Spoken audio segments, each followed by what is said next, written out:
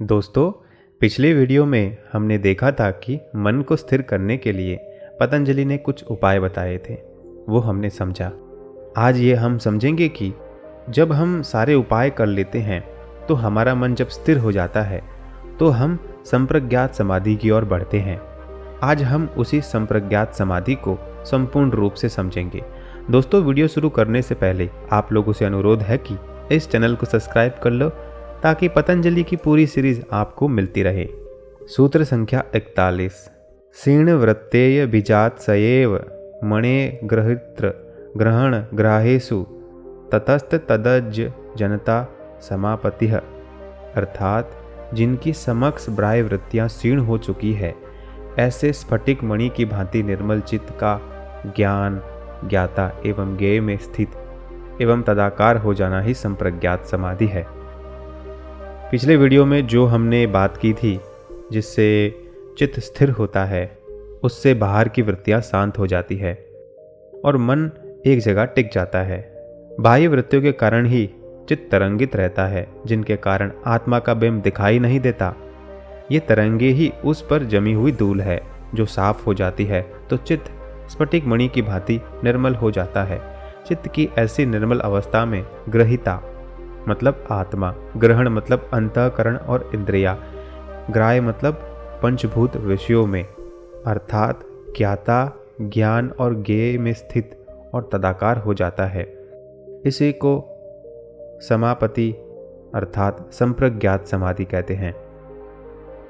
इस स्थिति में मन पूर्ण नियंत्रण में होता है तथा उसे किसी वस्तु में स्थिर किया जाए उसी में तदाकार हो जाता है। यही मन की शुद्ध अवस्था है। यह चित्त वासनाओं की तरंगों के कारण ही विषयों की ओर भागता है, किंतु अब यह पंख रहित पक्षी की भांति हो जाता है जो वासनाओं के पंखों को टूट जाने से उड़ नहीं सकता। इसे क्षीण वृत्ति चित्त कहा जाता है। यही उसका सच्चा स्वभाव है।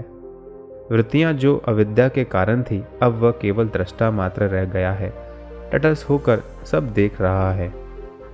सूत्र संख्या 42। तत्र शब्दार्थ ज्ञान विकल्पे है संकीर्णा सवितर्क समापतिः। अर्थात जहाँ शब्द, अर्थ और ज्ञान तीनों अभिन्न यानी कि अलग अलग ज्ञात हो तो वह सवितर्क समाधि है।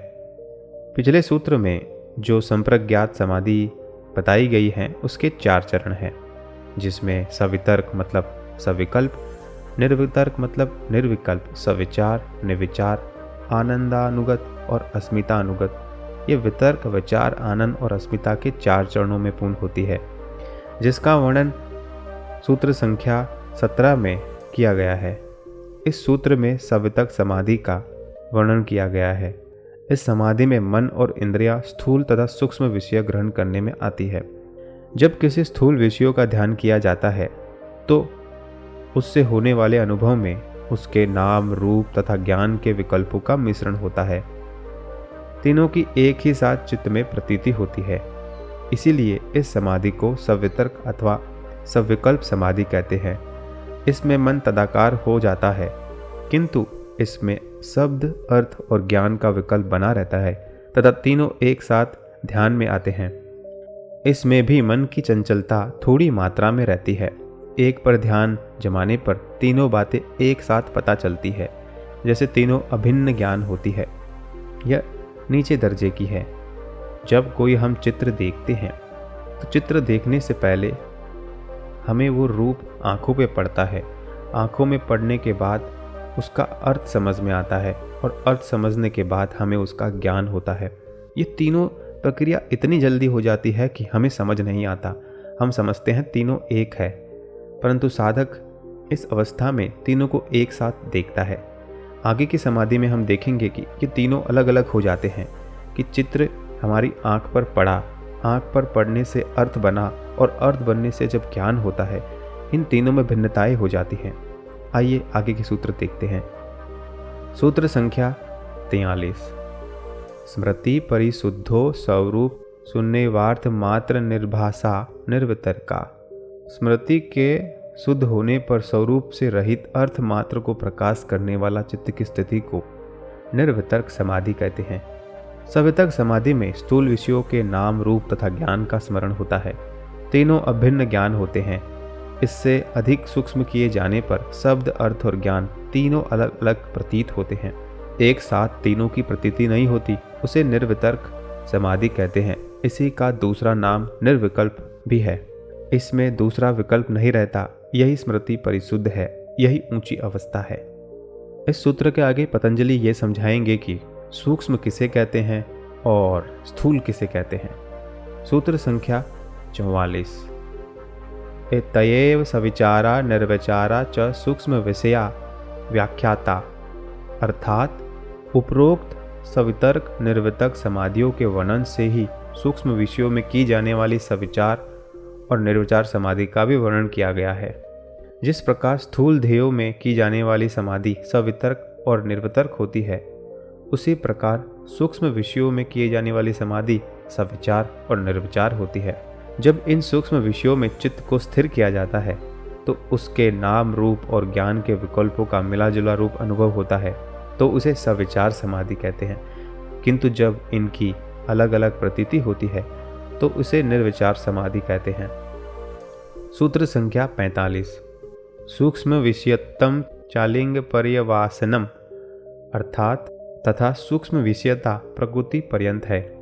अब समझते हैं कि स्थूल क्या होता है। सृष्टि में स्थूल विषय पृथ्वी, जल, अग्नि, वायु और आकाश है तथा इनके सूक्ष्म विषय हैं पृथ्वी की गंध, जल का रस, अग्नि का रूप, वायु का स्पर्श और आकाश का शब्द। इन्हें तन मात्राएं भी कहते हैं। इन सब का तथा मन एवं इंद्रियों से सूक्ष्म अहंकार है। अहंकार से सूक्ष्म महत्तम है जो लिंग मात्र है, और महत्तम से सूक्ष्म प्रकृति है जो अलिंग स्वरूप है। इस क्रम से सूक्ष्म से स्थूल का निर्माण हुआ है, किंतु ये सब प्रकृति जन्य है। यही प्रकृति सूक्ष्मता की अवधि है। इन पंच तत्वों से लेकर प्रकृति पर्यंत किसी भी पदार्थ को लक्ष्य बनाकर उसमें की गई समाधि को सविचार और निर्विचार समाधि कहते हैं। पुरुष इस प्रकृति में ही सूक्ष्म है। यह इंद्रियां ग्राह्य नहीं है तथा यह दर्शन पदार्थ में भी नहीं है। समाधि में तो कुछ दिखाई देता है, वह सब प्रकृति ही है। यह कारण रूप प्रकृति शून्य है। समाधि में शून्य का आभास होना इस प्रकृति का ही अभाव है जो सृष्टि का कारण है। इससे भिन्न वह चेतन तत्व पुरुष है जिसके संयोग के बिना प्रकृति अपना कार्य नहीं कर सकती तथा प्रकृति के बिना वह चैतन्य क्रियाहीन है। चैतन्य का सारा कार्य प्रकृति के माध्यम से ही होता है। सूत्र संख्या 46। ता एव सबीजः समाधिः। ये पूर्वोक्त सभी समाधियाँ सबीज समाधि हैं। पिछले सूत्रों में संप्रज्ञात समाधि का वर्णन किया गया है, जिसमें सवितर्क, निर्वितर्क, सविचार और निर्विचार समाधियाँ आती है। और समाधिपाद के सूत्र संख्या 17 में आनंदानुगत और अस्मितानुगत समाधि को भी संप्रज्ञात समाधि में ही लिया गया है। ये सभी समाधियाँ निर्विकल्प तो हैं, किंतु ये सबीज समाधि है। इनमें वृत्तियाँ बीज के रूप में विद्यमान रहती है। सबीज समाधि तक पहुँचने वाले को केवल लाभ नहीं होता, क्योंकि चित्त की वृत्तियों के बीच रह जाने से समय पाकर वे वृत्तियाँ पुनः जन्म ग्रहण करने का कारण बनती है। निर्भीत समाधि के बाद ही पुनर्जन्म की संभावना समाप्त हो जाती है, क्योंकि चित्त की वृत्तियों के बीच रह जाने के कारण ये समय पाकर वे पुनः नए जन्म ग्रहण का कारण बनती है। निर्भीत समाधि के कारण ही पुनर्जन्म की संभावना समाप्त होती है, तभी केवल यह अवस्था प्राप्त होती है। किंतु सभी समाधि में पहुँचे हुए साधक का पतन नहीं होता। बची हुई साधना अगले जन्म में शीघ्र ही पूरी कर लेता है। इसे भव प्रत्यय कहते हैं। यहाँ से अभ्यास समाप्त हो जाता है तथा ईश्वर परिनिधान, ईश्वर जप, ध्यान से ही निर्भीत समाधि सिद्ध हो जाती है। जो ईश्वर में विश्वास नहीं करते, शरणागति में जिनको विश्वास नहीं है, वे अपने अहंकार को बचा लेते हैं, जिससे वे सबीज समाधि से आगे नहीं पहुँच पाते। सबीज से निर्भीत जाने के लिए अहंकार को गिराना आवश्यक है, जो बिना ईश्वर शरणागति के संभव नहीं है।